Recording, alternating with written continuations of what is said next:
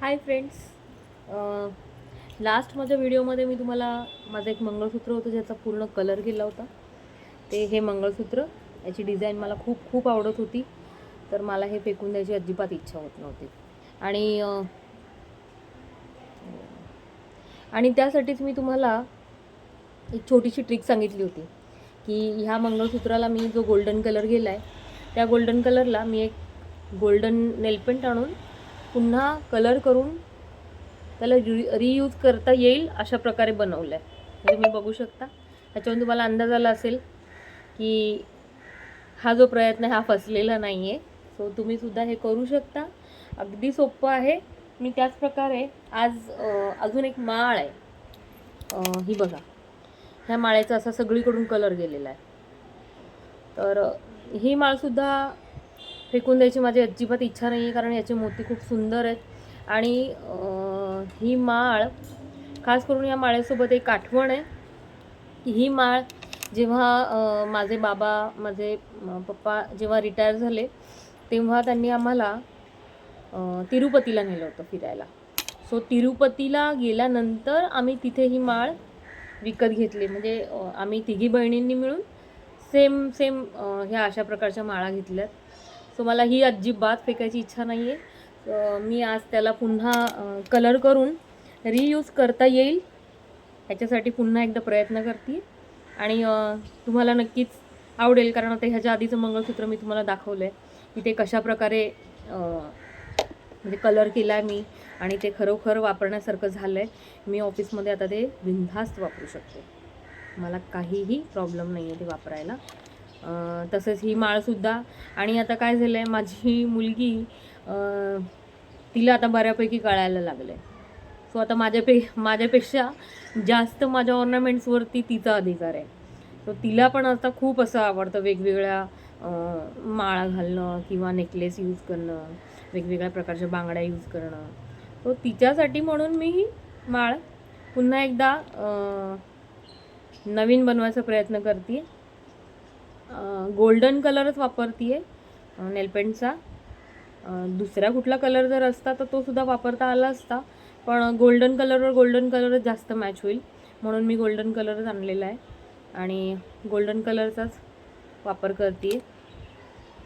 तो मी तुम्हाला एक भाग जो आहे तो असा कलर करून दाखवते, याच्यावरून तुम्हाला अंदाज येईल की पूर्ण माळ पुन्हा कशा प्रकारची होणार आहे आणि ती वापरता येणार आहे.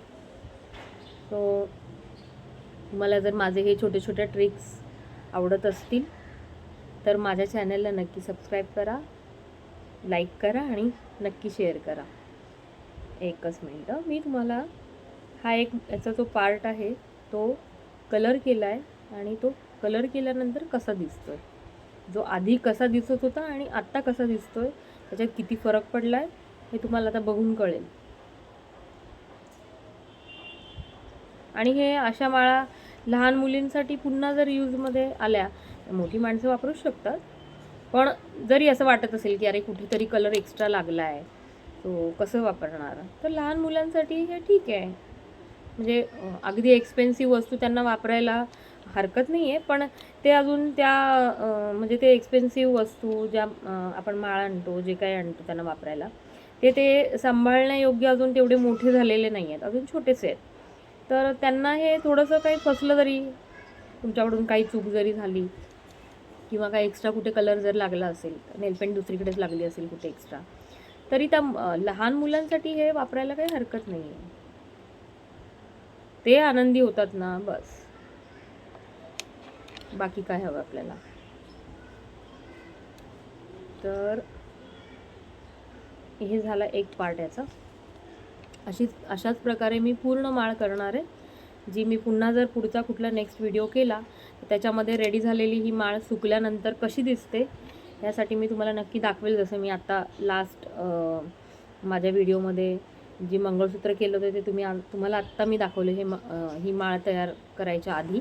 तसंच मी पुढच्या कोणत्या तरी व्हिडिओमध्ये ही तयार झालेली माळ तुम्हाला दाखवेन, त्याच्यावरून तुम्हाला अंदाज येईल की कशा प्रकारे हे नेलपेंटचं काम होतं आहे. सो हे बघा, ही आपली एक साईड आहे जी पूर्णपणे काळी झाली आहे, पूर्ण कलर गेला आहे ह्याचा. आणि ही आहे दुसरी साईड, तुम्ही बघू शकता. बघा, पूर्ण ह्याचा जो इकडचा जो मणीच्या वरती जो पोर्शन आहे तो सुद्धा मी कलर केला आहे. आणि ह्या वरचा जो मणी आहे छोटासा तो सुद्धा कलर केला आहे. तो सुद्धा तुम्हाला कळेल की कशा प्रकारे नवीन दिसायला लागलं आहे, हो ना.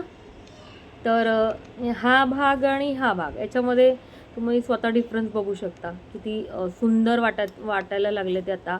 आणि काळा झालेला भाग पूर्णपणे असा गोल्डन गोल्डन दिसतोय. सो ह्या दोन्हीमध्ये तुम्हाला डिफरन्स समजून येतच असेल की किती फरक आहे. किती म्हणजे ओळखूसुद्धा येत नाही आहे की हा त्याच माळेचा भाग आहे. आणि जी माळ ही अशी झाली होती काळी, तर मी अशा प्रकारे ही पूर्ण माळ आणि ह्या मण्यांमधले पण जे मोती आहेत, हे जे मोती आहेत ह्याच्यामध्ये जे गोल्डन कलरचे मणी आहे जे पूर्ण काळे पडलेत, तर ह्यालासुद्धा मी हाच गोल्डन कलर देऊन ही माळ पुन्हा रियूजसाठी तयार करणार आहे. तर पुढच्या माझ्या ऑर्नामेंटच्या व्हिडिओमध्ये तुम्हाला नक्की ही माळ पूर्ण तयार झाल्यानंतर कशी दिसते हे तुम्हाला मी नक्की दाखवेन. माझा व्हिडिओ आवडला असेल तर नक्की लाईक करा, सबस्क्राईब करा आणि शेअर करा. थँक्यू. बाय.